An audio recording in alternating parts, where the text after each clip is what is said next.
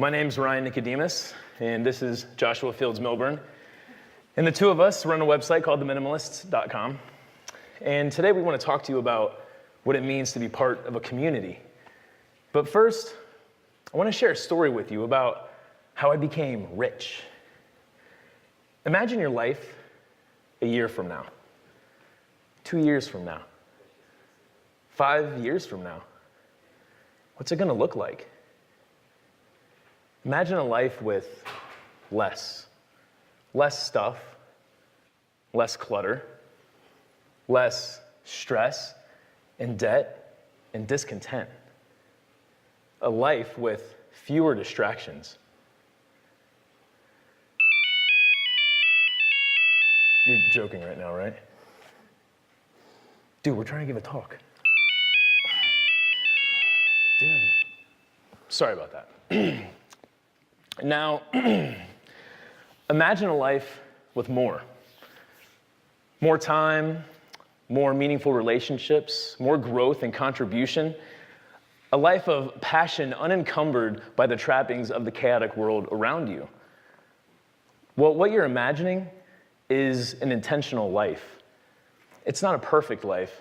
It's not even an easy life, but a simple one. What you're imagining is a rich life, the kind of rich that has nothing to do with wealth. You know, I used to think rich was earning $50,000 a year. Then when I started climbing the corporate ladder in my 20s, I quickly began earning 50 grand, but I didn't feel rich. So I tried to adjust for inflation. Maybe $75,000 a year was rich. Maybe $90,000, maybe six figures. Or maybe owning a bunch of stuff. Maybe that was rich. Well, whatever rich was, I knew that once I got there, I would finally be happy. So as I made more money, I spent more money, all in the pursuit of the American dream, all in the pursuit of happiness. But the closer I got, the farther away happiness was. 5 years ago, my entire life was different from what it is today. Radically different. I had everything I ever wanted.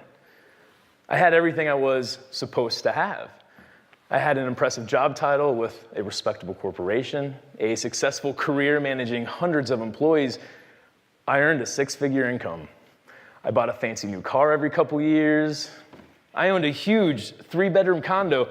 It even had 2 living rooms. I have no idea why a single guy needs 2 living rooms. I was living the American dream. Everyone around me said I was successful. But I was only ostensibly successful. You see, I also had a bunch of things that were hard to see from the outside.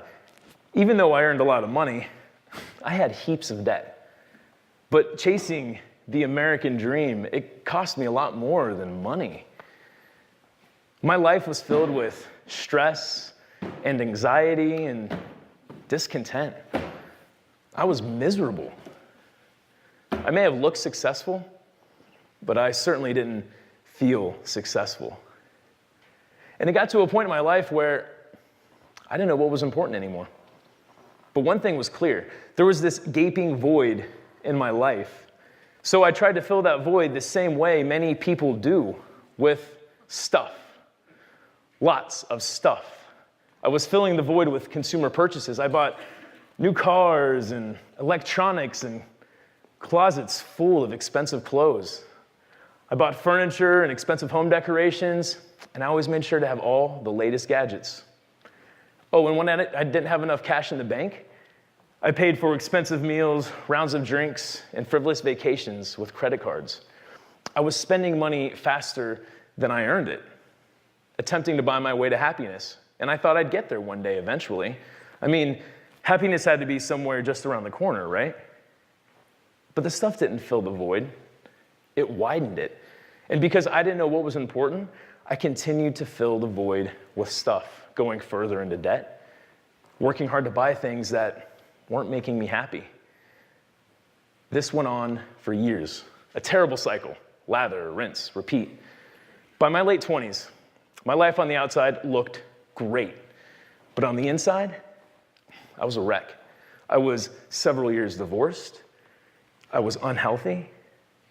I was stuck. I drank a lot. I did drugs a lot. I used as many pacifiers as I could. And I continued to work 60, 70, sometimes 80 hours a week. And I forsook some of the most important aspects of my life. I barely ever thought about my health, my relationships, my passions. And worst of all, I felt stagnant. I certainly wasn't contributing to others, and I wasn't growing. My life lacked meaning, purpose, passion. If you would have asked me what I was passionate about, I would have looked at you like a deer in headlights. What am I passionate about? I had no idea. I was living paycheck to paycheck, living for a paycheck, living for stuff, living for a career that I didn't love, but I wasn't really living at all. I was depressed. Then, as I was approaching my 30s, I noticed something different about my best friend of 20-something years. Josh seemed happy for the first time in a really long time, like truly happy, ecstatic. But I didn't understand why. We had worked side by side at the same corporation throughout our 20s, both climbing the ranks, and he had been just as miserable as me. Something had to have changed. To boot, he had just gone through two of the most difficult events of his life. His mother had just passed away, and his marriage ended, both in the same month. He wasn't supposed to be happy. He certainly wasn't supposed to be happier than me. So I did what any good best friend would do. I took Josh out to lunch. I sat him down, and I asked him a question. Why the hell are you so happy? He spent the next 20 minutes telling me about something called minimalism. He talked about how he spent the last few months simplifying his life, getting the clutter out of the way to make room for what was truly important. And then he introduced me to an entire community of people who had done the same thing. He introduced me to a guy named Colin Wright, a 24-year-old entrepreneur who travels to a new country every 4 months, carrying with him everything that he owns. Then there was Joshua Becker, a 36-year-old husband and father of two with a full-time job and a car and a house in suburban Vermont. And then he showed me Courtney Carver, a 40-year-old wife and mother to a teenage daughter in Salt Lake City. And there was Leo Babauta, a 38-year-old husband and father of 6 in San Francisco.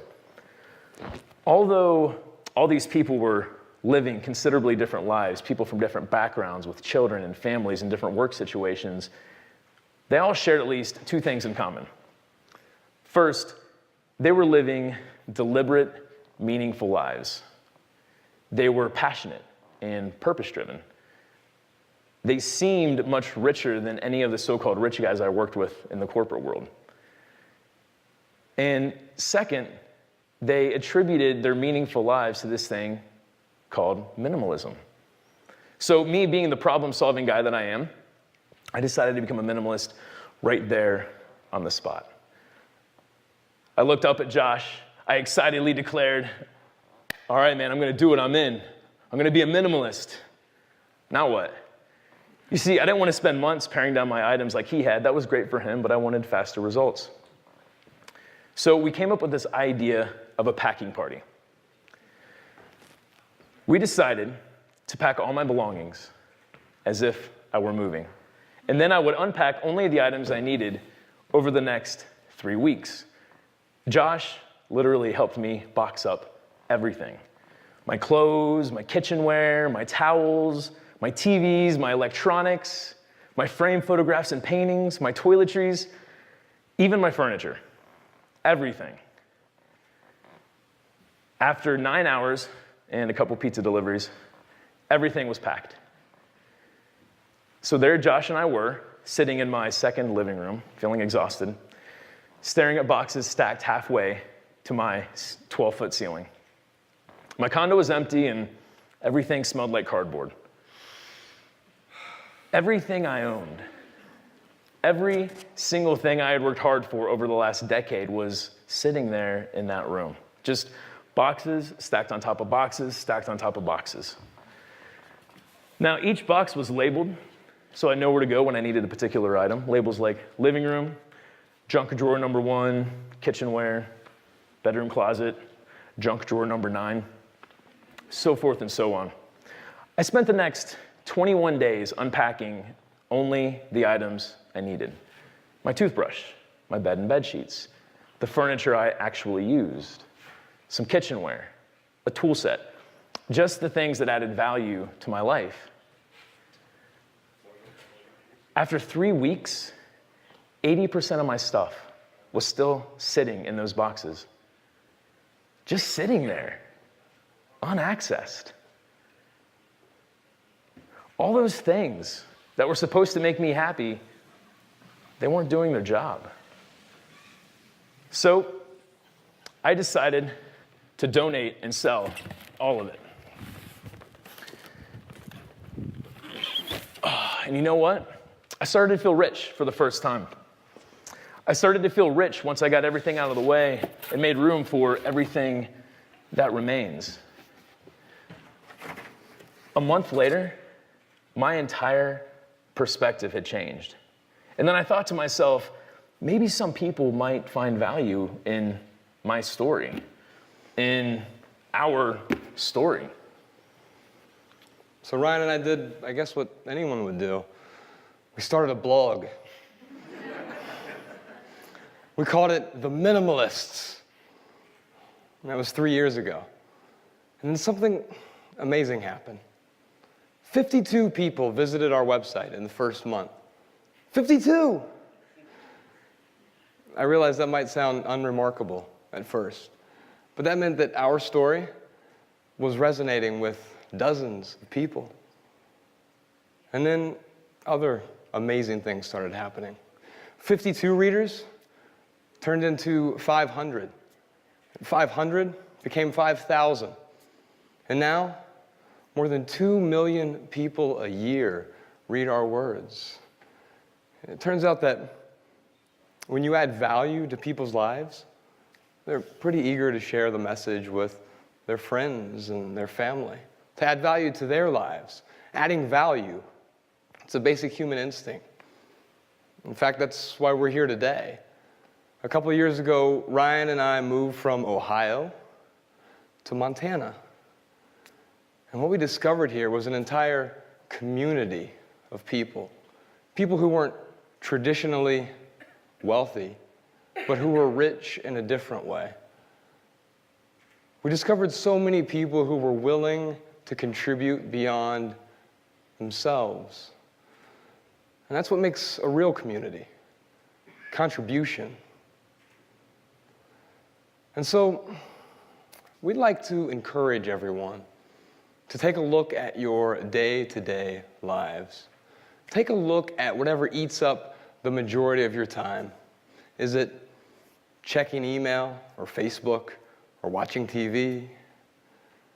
Is it shopping online or at retail stores? Is it working hard for a paycheck to buy stuff you don't need, things that won't make you happy?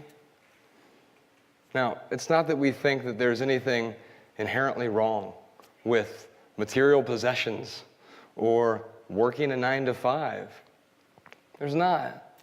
We all need some stuff. We all have to pay the bills, right? It's just that when we put those things first, we tend to lose sight of our real priorities. We lose sight of life's purpose. And so maybe getting some of the excess stuff out of the way, clearing the clutter from our lives, can help us all focus on, well, everything that remains. Things like health, relationships, growth, contribution, community. Thank you.